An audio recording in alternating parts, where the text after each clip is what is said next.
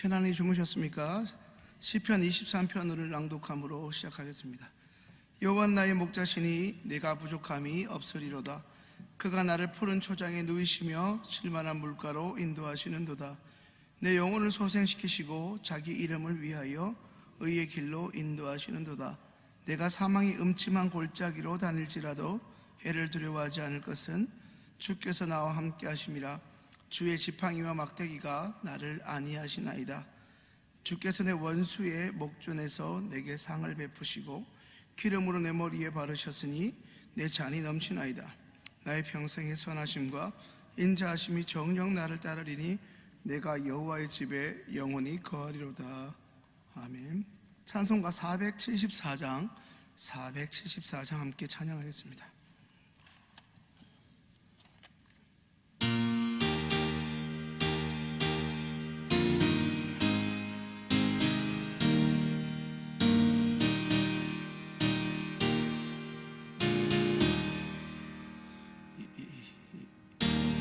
세상에 근심된 일이 많고 참 평안을 몰랐구나.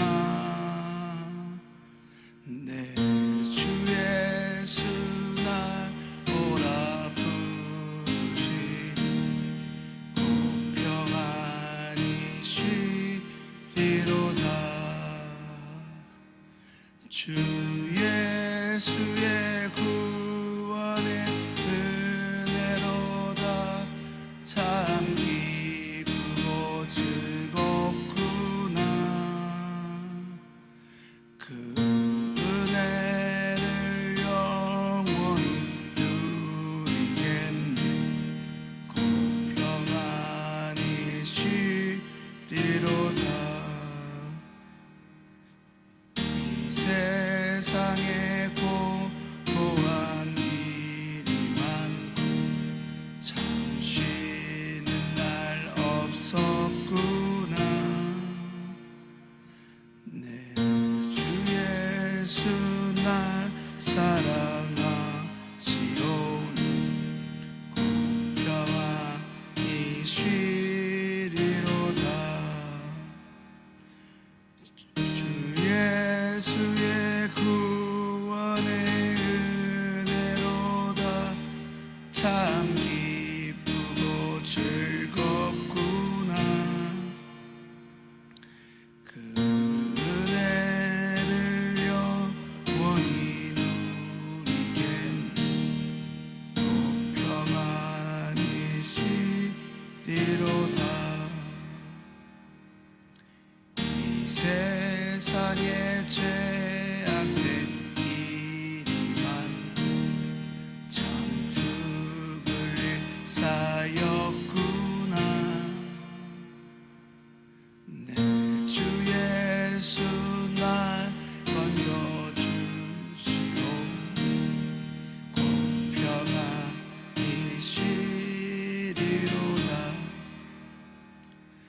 주 예수의 구원의 은혜로다.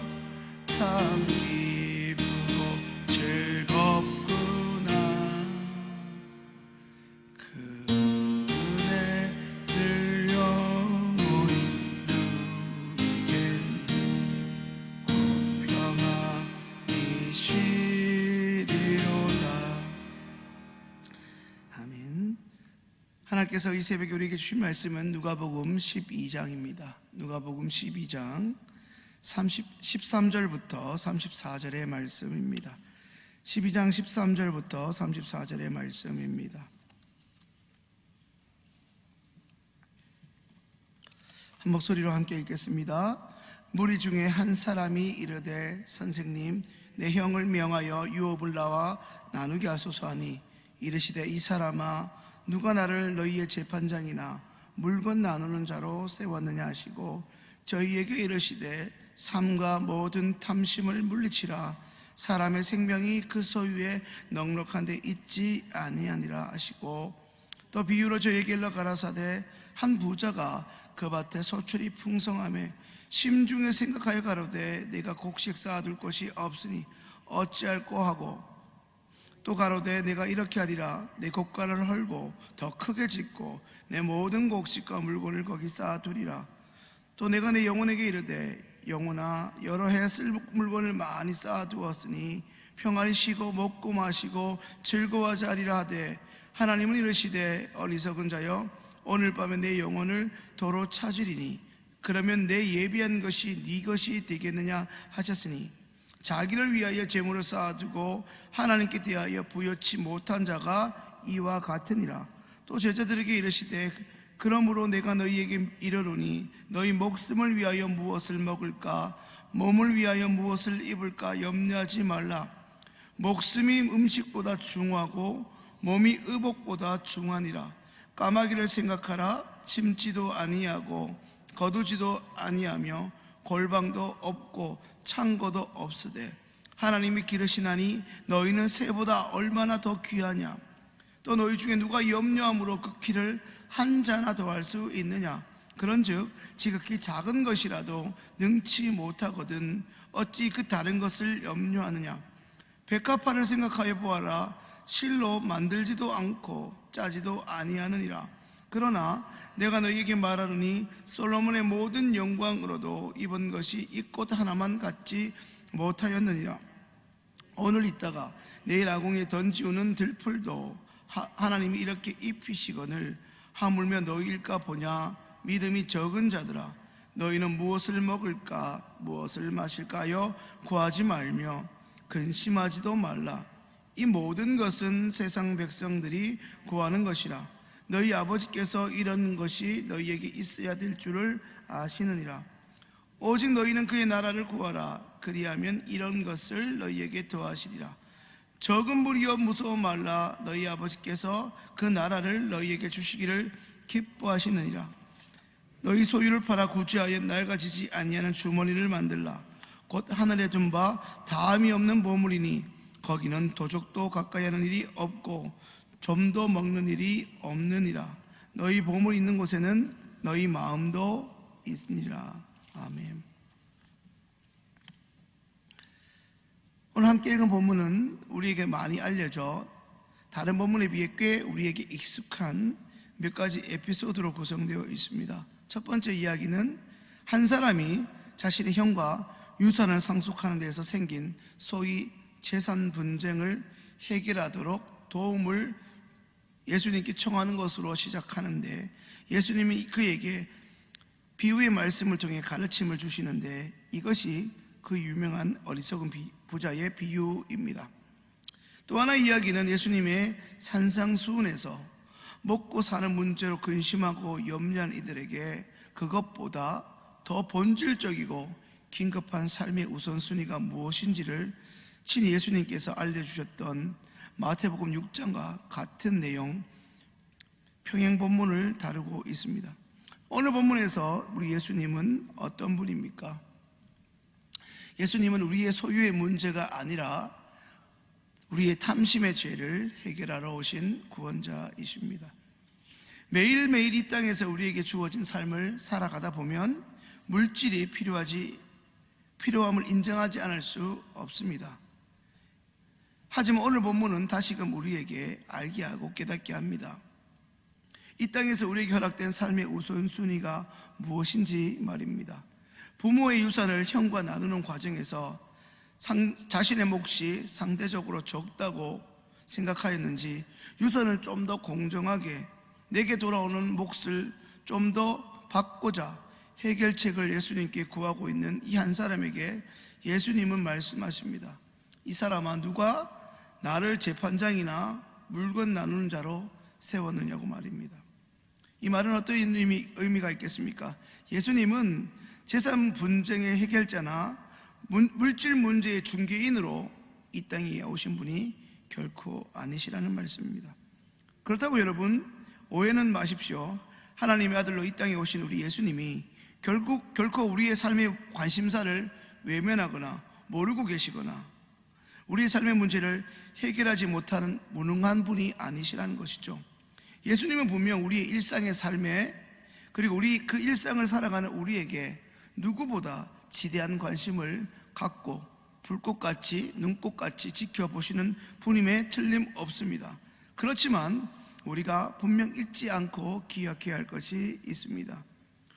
우리 예수님이 이 땅에 오신 이유가 정녕 무엇이었는지 말입니다. 그것이 우리가 오늘 본문을 통하여 그리고 일평생 하나님을 위해서 그리고 주님과 늘 동행하면서 잊지 말아야 할 삶의 우선적 가치이자 삶의 목적이기 때문입니다. 예수님을 통해 유산 상속을 조금이라도 더 받기를 원하는 이 한 사람에게 물질의 필요를 넘어서 그것을 탐하려는 그 속의 마음, 아니 오늘 이 말씀을 전하고 듣고 있는 우리 모두에게 주님은 말씀하십니다. 모든 탐심을 물리치라. 사람의 생명이 그의 소유가 적고 많은데 있지 않다. 돈이 그렇게 많다고 소문난 이건희 씨가 이 땅을 떠났습니다. 여기서 오늘 이 자리에 계신 분 중에 이건희만큼 돈 많은 분 있습니까? 그러면 제가 좀 친하게 지내려고요. 이건희도 이 땅을 떠났습니다. 그가 죽을 줄 어떻게 알았습니까? 언젠가 죽겠지. 선친 이병철이 죽었으니 그도 죽지 않겠나. 돈도 아무리 돈이 많아도 생명을 이길 수는 없습니다. 사람의 생명이 물질보다 더 중요하고 소중하다는 이야기입니다. 재물이 있어도 건강을 잃고 그 사람의 영혼을 잃어버리면 아무 소용이 없다. 잘 알지만 이 단순한 사실을 모르는 사람은 없겠지만 정말 많은 사람들이 예수님이 오늘 하신 이 말씀을 순간순간 망각하며 살고 때로는 없는 것처럼 여기며 삽니다. 왜냐하면 눈앞에 보이는 삶의 문제, 어쩌면 그 생존의 문제가 마치 전부인 것처럼 보이고 생존하지 못하면 우리가 죽고 나면 아무것도 없는, 내세가 없는 것처럼 이 땅이 전부라고 여기며 살아가기 때문에 그렇습니다. 또한 결국 그 문제를 해결할 수 있다고 여기는 이 돈 때문에, 이 돈에 지나치게 관심을 두는 그 집착으로 인해 어느새 한 사람의 분별력을 잃어버리게 됩니다. 삶에 대한 이와 같은 분별력을 잃은 사람은 자신의 건강이 천년만년 그저 유지되고 자신의 영혼의 문제는 저절로 해결될 것으로 여기는 소위 착각 가운데 살아갑니다. 다 아는데 자기만 모르는 것입니다. 우리는 이제 기억해야 합니다. 한 번뿐인 인생, 아니 처음부터 우리가 이 땅에 올 때 한 번뿐이었습니다. 그리고 한 번 이 땅에 온 것이 진리면 죽는 것 또한, 흙으로 돌아가는 것 또한 진리입니다. 나라고 별반 다르지 않습니다. 나라고 다르다고 착각하며 살 뿐입니다.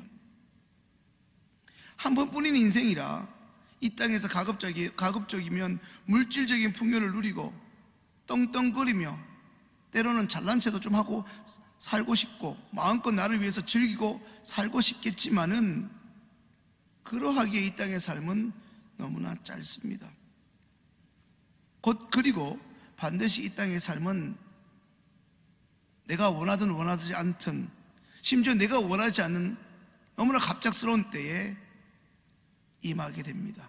그러니 우리는 이제라도 예수님이 오늘 하신 말씀, 이 영생의 문제에 관심을 가져야 합니다.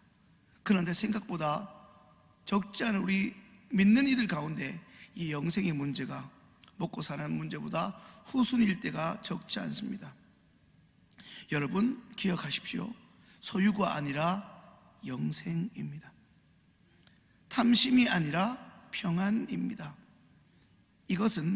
오직 이것은 우리 예수님만이 주실 수 있습니다. 그렇다면 오늘 본문이 저와 여러분에게 주시는 교훈은 무엇이겠습니까? 하나님이 허락하신 물질을 이제 더 이상 나 자신을 위해서만 쌓지 말고, 쌓아두지 말고, 나를 위해 쓰려고 쌓아두지 말고 이 땅에서 하나님 나라가 나를 통해 확장될 수 있는 그 일에 사용해야 합니다. 어제도 청년들에게 말씀을 전하면서 우리가 젊은 것 같지만 여러분들의 아버지, 할머니도 여러분 나이가 분명 있었다. 그들에게서 배울 교훈은 우리도 늙는다는 것이다. 심지어 우리가 그 할머니보다 먼저 갈 수 있다는 사실을 염두하면서 하나님 앞에서 오만방자하지 않아야 한다.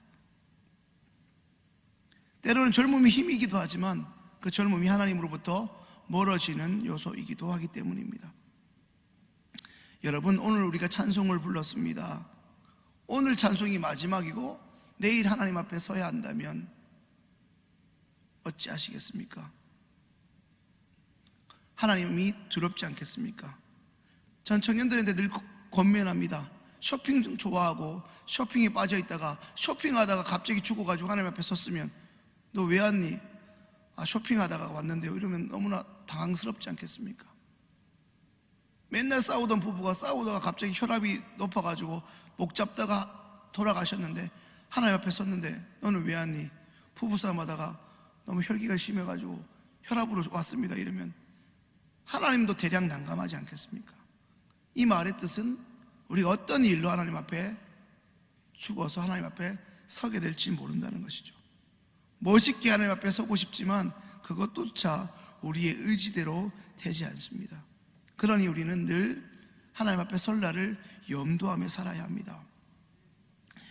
신방을 하다가 평생 건강하시던 분이 갑자기 아파서 병원에 가보니 암이라고 했습니다. 암 수술을 하기 위해서 갔더니 의사가 하는 말이 수술할 수 없을 만큼 이미 너무 늦었습니다. 그 누구 못지않게 열심히 인생을 살아오신 분입니다. 참 누구보다 열심히 인생을 살아오셨지만 예수님을 몰랐던 분이라 그분의 아내는 가슴이 너무나 아팠습니다. 어찌 보면 현실판 어리석은 부자라고 할 수 있을 것입니다. 이 땅에서 누구보다 열심히 살았지만 하나님을 모르고 산 사람은 어찌 그분만 있겠습니까? 매주 교회는 출입했지만 그저 하나님의 말씀을 어쩌보면 내세 가게 될 보험으로 여기고 그저 좋은 이야기로만 여기며 자기 열심으로만 살아왔다면 그 사람 또한 어리석은 부자랑 뭐가 다르겠습니까?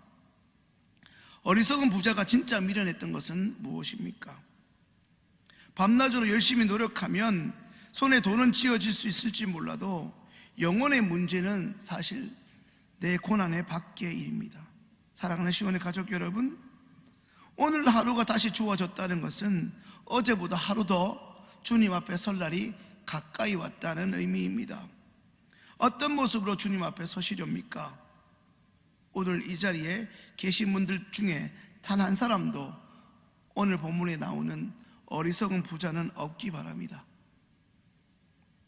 이제 남은 우리의 삶이 자기를 위한 끝간디 없는 재물 쌓기나 자신이 이 땅을 살아가기 위한 돈의 염려를 뛰어넘어서 이 땅에 우리의 죄를 문제를 해결하기 위해 오신 우리 예수님처럼 여전히 어리석은 부자로 살아가고 있는 인생이 오늘 우리 덕분에 그들이 주 예수의 구원의 은혜를 경험하게 되는 일들이 많아지게 되기를 간절히 소망합니다. 기도드리겠습니다. 하나님의 은혜로 전날 주일 은혜 받게 하시고 그 은혜로 다시 결단하게 하시고 한 주간을 살아가는 힘을 주시니 감사합니다.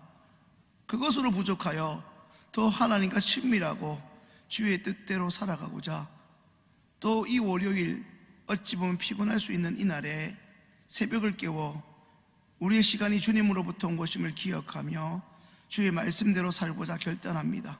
주님, 주님의 아들, 딸들에게 복 주셔서 예수 잘 믿는 복을 주시고 들은 말씀대로 살아가는 것을 그 어떤 것보다 큰 복으로 여기며 살아가는 이전보다 더 성숙한 하나님의 사람, 우리 시온의 모든 가족들, 그들의 일상의 처소에서 주님의 증거되게 하여 주옵소서.